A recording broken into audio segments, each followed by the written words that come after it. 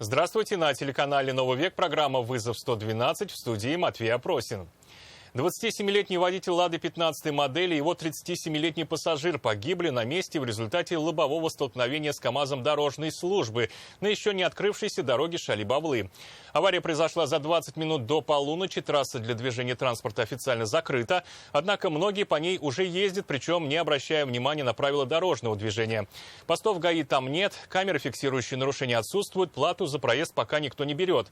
Водитель «Лады», ко всему прочему, еще и двигался по встречной полосе. Всего в Татарстане за минувшие выходные в 4 дорожно-транспортных происшествиях погибли 7 человек. Если считать и 39-летнего мотоциклиста, который в Альметьевском районе не справился с управлением и опрокинулся в кювет на ведомственной дороге, которая не является дорогой общего пользования. Нетрезвый мужчина попал под колеса фургона на улице Залесная в Казани. Пешеходного перехода в этом месте нет. Мало того, транспортные потоки разделяет высокий металлический отбойник. Но все это для него преградой не стало. Мужчина преодолел несколько полос движения в одну сторону, перелез через ограждение и почти дошел до противоположной стороны дороги. Все это через плотный поток машин. Но в конце пути просто остановился, не дойдя всего пары метров до края проезжей части. Он ко мне вообще спиной стоял, даже не лицом. Водитель фургона, рассказывает, пытался избежать наезда, но пешеход сделал все, чтобы этим вечером попасть в больницу. От сильных травм, вероятно, мужчину спасло сильное алкогольное опьянение. Да он живет здесь вот в поселке, он сегодня, парень вот, который, получается, передо мной ехал, он тоже остановился.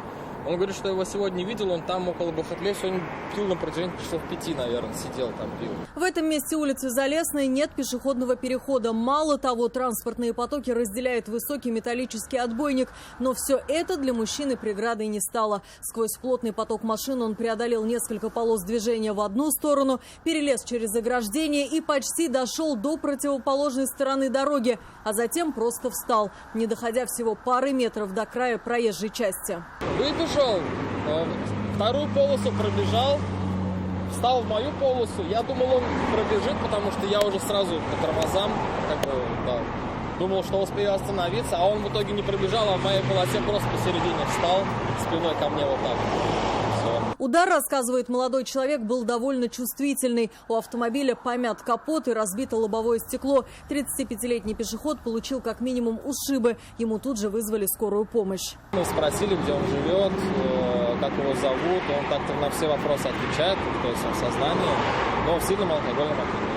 Пострадавшего для тщательного обследования врачи скорой помощи отвезли в больницу. Степень вины каждого из участников наезда будут устанавливать на разборе в автоинспекции. Алия Хайрудинова, Анвар Шарифуллин, «Вызов 112». Ехал за алкоголем в магазин, признался водитель «Лады» 14-й модели водителю «Лады Гранта», в который врезался лоб в лоб на улице Центральная в поселке Отары. То, что водитель 14-й находился в сильно нетрезвом состоянии, рассказывают очевидцы, было видно невооруженным взглядом. При этом он и сам не скрывал своего состояния. Нормально была скорость?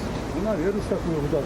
Смотрите, он нам здесь все разбил. Ни водитель, ни пассажиры «Лада Гранта» не ожидали, что на ровной прямой дороге на улице Центральная в поселке Отары встречная «Лада» вдруг свернет на их полосу. Избежать аварии было уже невозможно.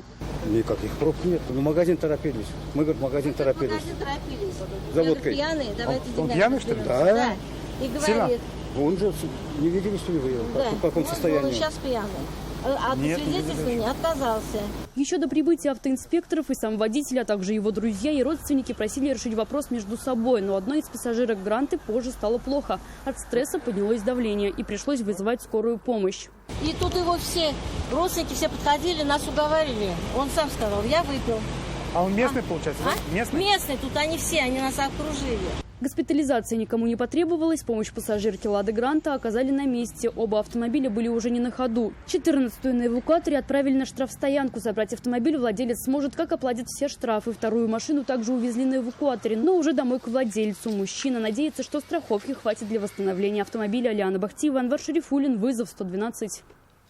Водителя «Лады Приора» с признаками опьянения задержали автоинспекторы на улице Вишневского в Казани. От освидетельствования мужчина отказался. Истинную причину задержания он предпочитал скрывать.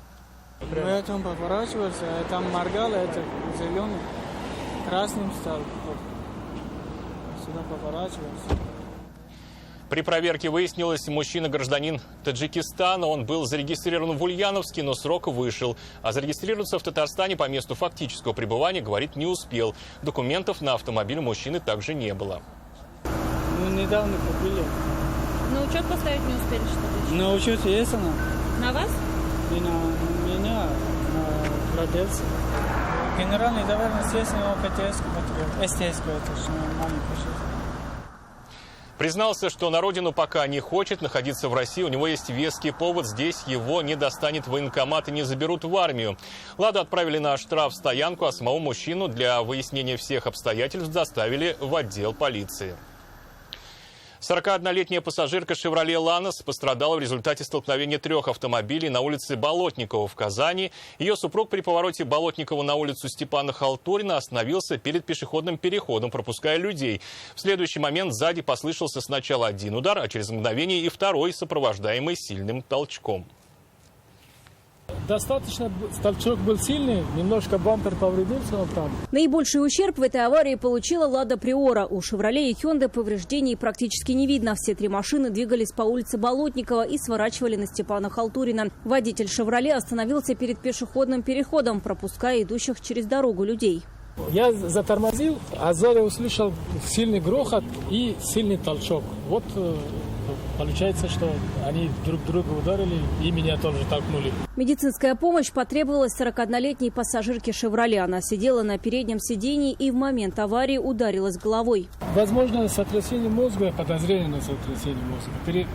Когда сильный толчок был, она, возможно, ударилась под головником. Виновным в аварии, вероятно, будет признан водитель «Хёнды». Он должен был соблюдать дистанцию до автомобилей впереди.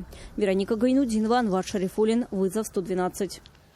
Автоинспекция и сотрудники патрульно-постовой службы приехали ночью в один из дворов на улице Болотниковой. Причиной всему стал конфликт соседей, вспыхнувший из-за места на парковке. Во время постройки окрестных домов мест для парковки такого количества машин не предусмотрели. На всех желающих их попросту не хватает. По этой причине машины паркуют там, где когда-то была зеленая зона. Однако один из водителей переградил своим автомобилем въезд на газон. Такое решение не понравилось одному из живущих в доме мужчин, который хотел поставить свою «Ладу» туда, где обычно и ставил, убрав ее с проезжей части. Супруга владельца «Ларгуса» стала пинать припаркованную «Киа», чтобы сработала сигнализация, а владелец иномарки вызвал автоинспекторов, заметив, что владелец «Лады» сильно пьян. Супруга владельца «Лады», когда конфликт был практически исчерпан, решила обратиться к врачам. Говорит, владелец синей «Кии» толкнул ее на глазах множества очевидцев. При этом не отрицает. Она била по «Кия». Очевидцы это тоже видели. Да, я по машине не беру, потому что мы хотели заехать в населенную зону. Да, нам за это будет штраф, конечно. Но мы хотели заехать на зеленую зону, но он мимо, вот там не должен поставить машину. Это было самое начало конфликта. Места во дворе для всех автомобилей не хватает физически. Поэтому машины ставят туда, где когда-то была зеленая зона. И как раз на заезде туда и припарковал свой автомобиль владелец «Кия». Выйдя на звук сработавшей сигнализации, он увидел, что мужчина и женщина в «Ладе» сильно пьяны. И вызвал автоинспекторов. Им объяснил, что мужчина сидел за рулем. Автомобиль при этом был в движении. Нормально, свой мужик, как и я. А я нормально ставлю. Почему я не нормально ставлю? Ты не нормально ставишь, потому что ты позвал всех. Это ты заставил. Владелец «Лады» не отрицал, он пьян. У супруги произошло горе, но утверждал, что за рулем, если и сидел, то пока автомобиль стоял. Но на предложение автоинспекторов пройти освидетельствование согласился. Все. 0,870 миллиграмм на литр. Алкогольное опьянение состояние установлено. И теперь суд будет решать, управлял мужчина автомобилем в состоянии опьянения или нет. Другие соседи утверждают, что «Лада» заехала во двор под управлением другого водителя. Но он не нашел места, куда ее припарковать, и ушел, потому что сильно торопился. Он за рулем не сидел, он сидел в соседней машине. Потом он, может, и присел за руль, но он не двигался. Он попросить хотел кого-нибудь соседа, если уж на то пошло, чтобы кто-нибудь заехал. Он не мог заехать, парковка перекрыта. Он, может, и хотел, но не сделал этого. Но ехал Он много чего хотел. Он еще хотел президентом стать республики Армения, но не стал. Владелец Kia, вероятно, хотел добиваться возмещения ущерба. У машины треснуло лобовое стекло. Поэтому, по словам соседей, и вызвал патрульно-постовую службу. Будет ли женщина писать на него заявление по факту получения травмы руки, она рассказать не пожелала. Сирина Васильева, Анвар Шарифуллин, вызов 112. Это все, о чем сегодня мы успели вам рассказать. До встречи. Не бросайте вызов судьбе. Вдруг она его примет.